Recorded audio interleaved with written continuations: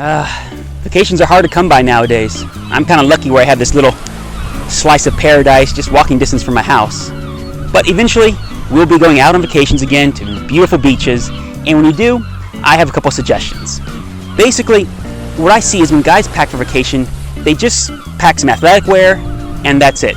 And when they get on vacation, they find themselves going out to a nice dinner, or even a nice lunch, certain things, and they just don't really have anything to wear for it. So this doesn't mean you have to pack a bunch of business clothing when going on a trip, but instead there's a lot of clothing actually out there that's wonderful and much more comfortable during certain climates than others. So I suggest some nice trim shorts, some modern cut shorts, some linen shirts, either long sleeve or short sleeve. Here I'm wearing kind of a stretchy casual pants.